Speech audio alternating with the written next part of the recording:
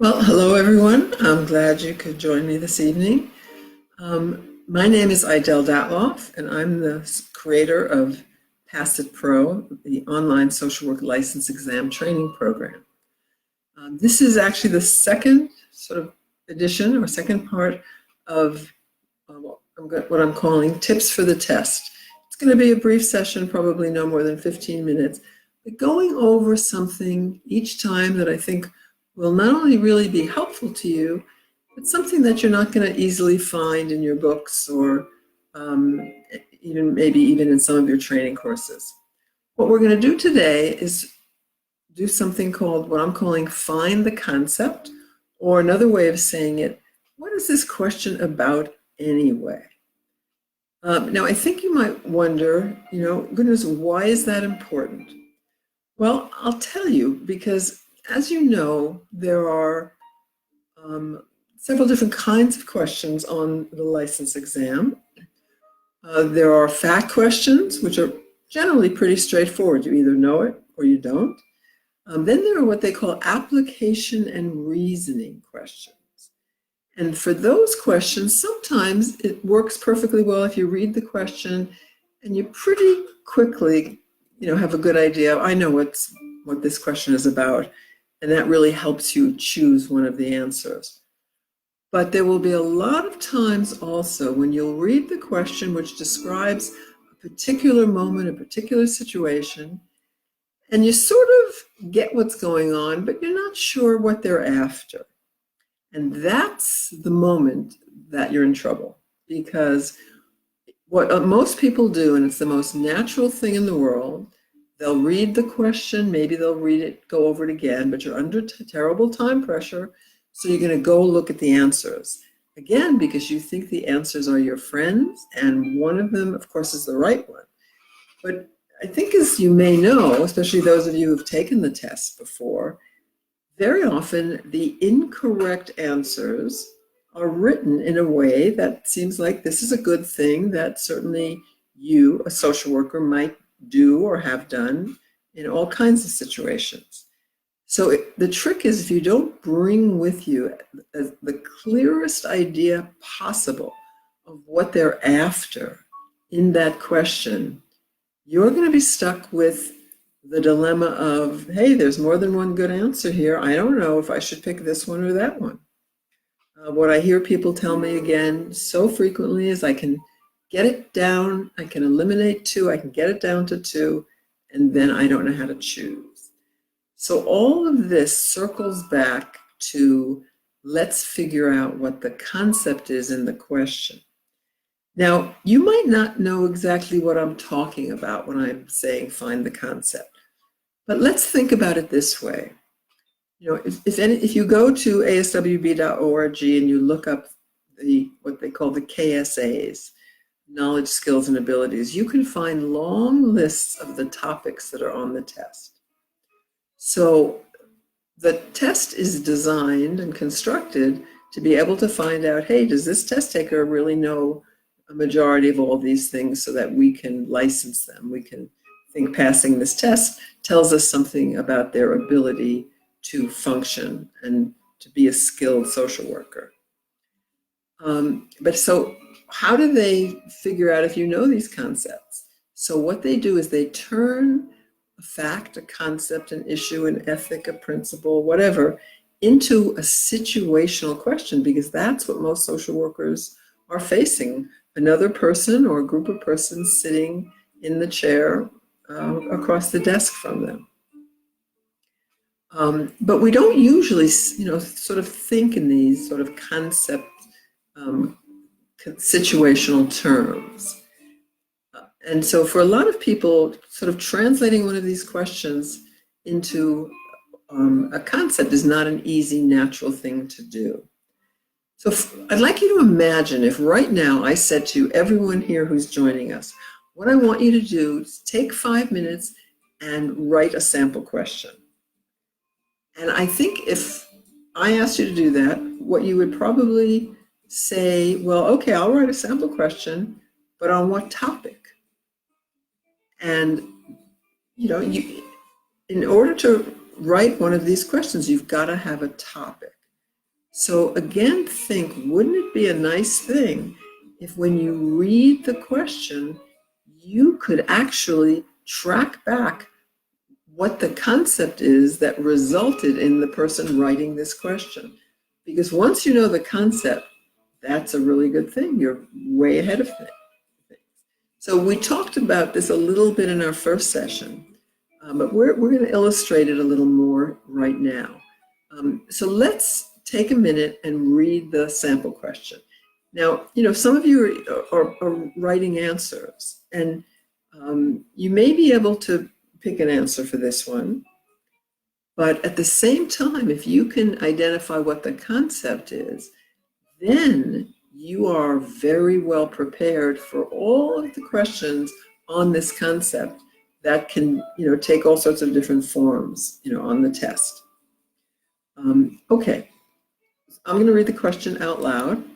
Sylvia was describing some troubling recent interactions with her live-in boyfriend to Barbara, a social worker who had helped end an abusive first marriage for her, several years earlier.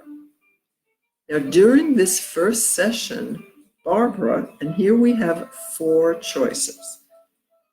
A, Barbara cautioned Sylvia that she may be repeating a dangerous pattern. Barbara reassured Sylvia that this new relationship could be very different. Barbara asked many questions to understand the current situation, and Barbara recommended the couple seek conjoint counseling. Now, if you look through all of them, there isn't anything bad or inappropriate here.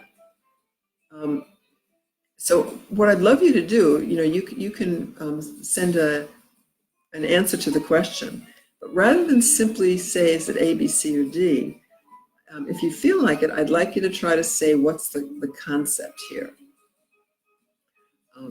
Let's go back to the question and see what some of the clues are, because I really think, and I know this is backwards from how you have been sort of taught or what you might think, I think the clues are really in the stem, in the narrative part, not so much only, in the answer choices.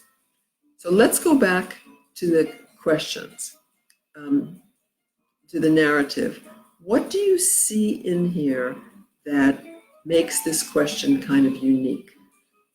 I like to suggest that you imagine that this question, any kind of situational question, is like a scene in a movie and it's on pause, because you've really got to figure things out specifically from what is not only happening in this situation, but what is happening at this moment, at this very specific moment in this scene from this movie.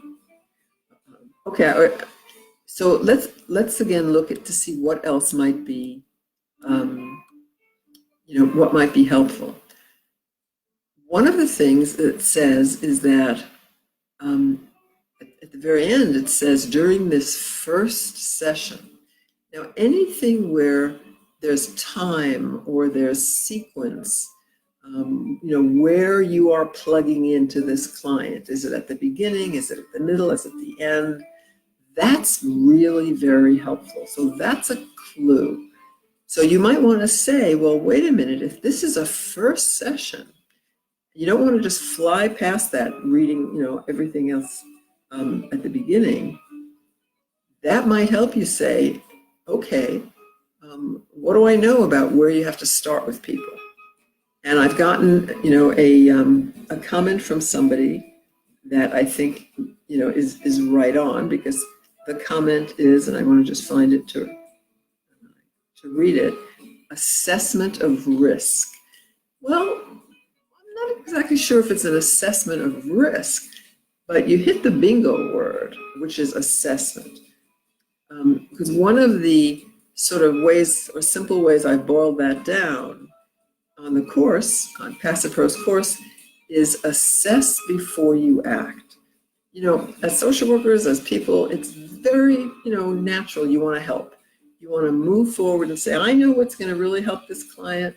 And especially if you know this client from before, you have all sorts of information and, preconceived notions about this client. But it's also, that was at a previous time. This is a new time, new situation, new boyfriend. You don't know 100% that everything is exactly the same right now as it was when you last saw her, which was, this tells you several years earlier. So even though A, B, or D might be accurate or reasonable things, that's not what you're up to at this moment in the question. And what I mean by that is that before you go and move forward with a doing, an action, you've got to ask questions and gather a lot more information to make sure that you have carefully found out as much as you possibly can to put a new picture together before you move forward to make any kind of recommendations, suggestions, plans, etc. So yes, in this case, C is the correct answer. But what I'm trying to teach you is not just simply, see which answer makes sense to you, not to have it so kind of vague in your mind, but to help it sharpen your thinking by trying to find out, okay, what's the issue here? Because some of the concepts that occur over and over on the test are ones that you may know clearly, like, for example, safety, safety, safety. Safety trumps everything. It comes ahead of everything. Okay. But another one is to assess before you act. And I would say, and I haven't done research on this to be truthful, that the issue of the importance of assessment before acting will be in so many different questions on the test and in very different ways, not just in the specific way that you see it here. Any questions about this as we sort of continue? Where it says like make as a comment, you can ask a question if you have one. So this is primarily the idea that I wanted to get you. If you start to develop familiarity and almost really a list of the different kind of concepts that are on the test, that will help you then test out each one. Hey, is that what this is about? And as soon as you see that, then you know what you're looking for is a match, something that fits what the action is, what's going on in this question at this moment. So again, I certainly hope this is really helpful, something for you to think about. And we'll be doing some more of these, going over some more of sort of what some of the different concepts are that appear on the test. Okay, I don't see any messages, any questions. C, it seems obvious, somebody said. Well, I'm glad, because that's a good thing. You almost sort of, automatically know that. But just to know that you assess before you act, it's just a very helpful thing for you to be aware of as you look at and evaluate other kinds of questions to see what might be going on. So to sum this up in a way, what you really want to carefully say is, what is going on at this moment in this question? What are the specific clues, indicators, restrictions that they're putting here so that all of these general things can't be the answer, but only one will really fit? This is something to think about. I hope this is useful. And I hope if you found this helpful, then you'll like and follow us on Facebook. I plan to do this once a week, every Monday at 7. And next week, what we're going to talk about is the benefit of repetition, repetition, repetition. And I don't want to make that sound boring, because it isn't.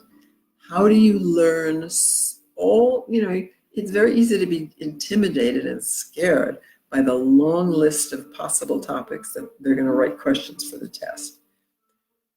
How can you learn it all? It seems impossible. Well, I figured out some things about that. As you may or may not know, I have been sort of doing nothing but helping students prepare for the test for about the last 10 years. And I've had the opportunity to sit one-to-one or on Skype one-to-one with a lot of students. And I was able to see that it was, not so easy to learn all this stuff. And we've worked out some really good skills having to do with repetition and with then being able to measure what you know. So that's what we're going to talk about next week. I wish you all a happy Thanksgiving, happy holidays, some time off, and enjoy. And I hope I'll see you next week.